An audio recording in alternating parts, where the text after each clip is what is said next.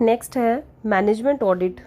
Management audit का मतलब क्या होता है कि जो मैनेजर्स काम कर रहे हैं, 3 लेवल होते हैं हमारे, टॉप लेवल, मिडिल लेवल और लोअर लेवल। इन तीनों लेवल पर जो भी मैनेजर हैं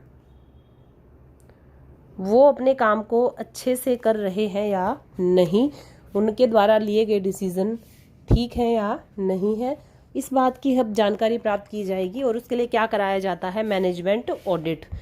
तो जो डायरेक्टर्स हैं वो ऑडिट करने के लिए उनके निर्णयों के बारे में और सब कुछ भी, मैनेजर की एफिशिएंसी और उनके डिसीजन सब कुछ भी ठीक है या नहीं है, इस बात की जानकारी प्राप्त करने के लिए डायरेक्टर्स अलग से मैनेजर ऑडिट को अपॉइंट करते हैं।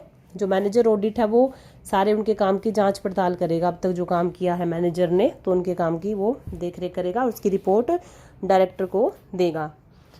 अब इसकी प्रक्रिया क्या है, इसमें जो मैनेजमेंट ऑडिटर है वो क्या देखता है कि एक तो क्वालिटी ऑफ मैनेजरियल डिसीजन, जितने भी मैनेजर्स ने आज तक डिसीजन लिए हैं उनकी क्वालिटी कैसी है, क्या डिसीजन अच्छे थे या नहीं थे।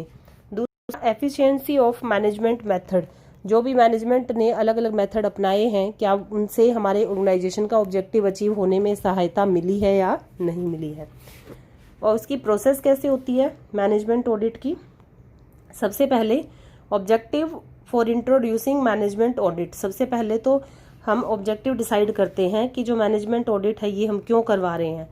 इसके साथ ही जो मैनेजर ऑडिट है वो अपॉइंट कर दिया जाता है, किसके द्वारा, डायरेक्टर्स के द्वारा। अब वो मैनेजमेंट ऑडिटर जो होगा, मैनेजमेंट ऑडिटर क्या करेगा, सारे डाटा इकट्ठे करेगा, ठीक है, मैनेजर्स के सारे डाटा को इकट्ठा करता है और मैनेजर का जो इंटरव्यू है वो भी लिया जाता है। ये ऑडिटर मैनेजर्स का इंटरव्यू लेता है, उनसे अलग अलग तरह की इंफॉर्मेशन कलेक्ट करता है, तो वो डाटा इकट्ठा करेगा सेकंड वाले स्टेप में ऑडिटर। थर्ड पॉइंट है कि अब वो क्रिटिकल अप्रेजल, अब वो देखेगा कि जो डिसीजन लिए गए हैं, जो भी काम किए गए हैं, जो भी क्रियाएं की गई हैं वो अनावश्यक कौन सी, और जो जिसका कोई यूज़ ही नहीं था, ऐसे ऐसे डिसीजन ले रखे हैं, ऐसी ऐसी क्रियाएं की हुई हैं जिसका कोई उपयोग था ही नहीं, तो अगर ऐसी कोई क्रिया है तो अब वो उसको एनालाइज करेगा सारे उनके लिए वो डिसीजन को, ऑडिटर, ठीक है। तो कौन कौन से निर्णय जो थे, डिसीजन थे, वो अनसक्सेसफुल रहे और क्यों रहे, इनके द्वारा, मैनेजर के द्वारा लिए गए कौन कौन से निर्णय सक्सेसफुल नहीं रहे और क्यों नहीं रहे, क्या कारण था। और चौथा क्या है, ऑडिटर जो होता है केवल कमियां निकालना उसका उद्देश्य नहीं है, मैनेजर के डिसीजन कौन से ठीक नहीं थे, कहाँ पर वो मैनेजर गलत थे डिसीजन लेते टाइम, तो अब उसकी कमियों को सुधार भी करवाएगा ये ऑडिटर, केवल कमियां नहीं निकालेगा बल्कि सुधार के लिए उपाय भी उनको समझाता है।